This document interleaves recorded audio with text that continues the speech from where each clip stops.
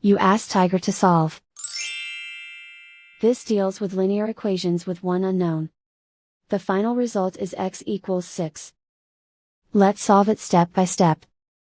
Simplify the expression. Break up the fraction. Find the greatest common factor of the numerator and denominator. Factor out and cancel the greatest common factor. Expand the parentheses. Simplify the arithmetic. Simplify the fraction. Simplify the arithmetic. Group all constants on the right side of the equation. Subtract 6 from both sides. Simplify the arithmetic.